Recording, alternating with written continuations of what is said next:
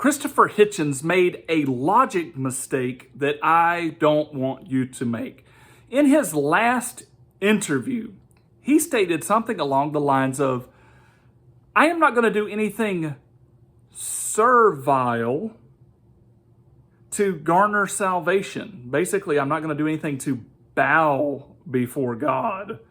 And he furthered that by saying, I'm not going to do anything to curry God's favor. And he actually said, if I am going to be standing before God one day, he goes, I'm gonna say, I hope you noticed that I didn't try to do anything to gain your favor. And even now I ask for understanding.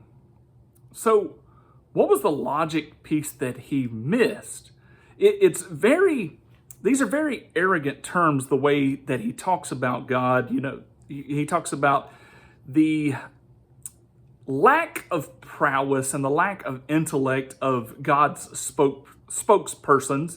And he said, I couldn't believe because your spokespersons were basically so weak in their arguments, which is in a way bragging upon himself again and about how astute he was and how much he knew. And there's no doubt that Christopher Hitchens thought a lot of himself and that a lot of people thought a lot of him.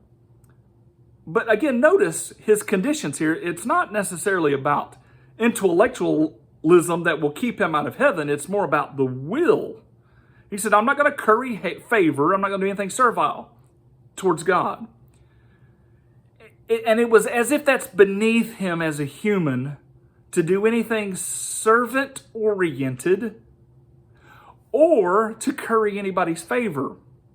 And he's not going to do that with God. I'm going to explicitly get that clear because it's a main point. So then, if Christopher Hitchens is one of the premier minds on the planet, then why did he do servile things and curry favor with lesser beings? I don't even think he ever thought this. I know he didn't think this through.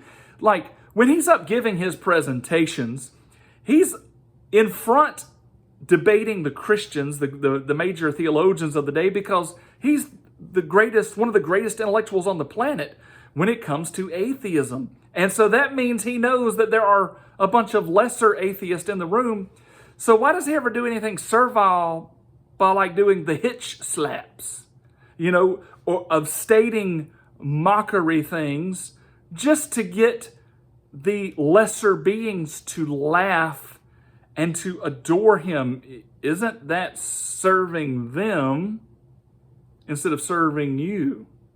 And why would he do something servile like ever listen to anybody talk? Like, if he is so intellectually astute, anytime he stopped to answer a question, that would have been servile. Like, why didn't he just proclaim all the time and just spew knowledge all the time instead of actually ever taking a back seat to stop talking? And he talks about he won't curry favor with God, but yet he will do everything possible to curry favor with men, to be liked by them by saying these humorous things and to really jab. I'm really going to poke at Christians with this statement here. I got them. And he is appealing then to a lesser crowd of human beings. It would have been nice if he would have had his logic correct.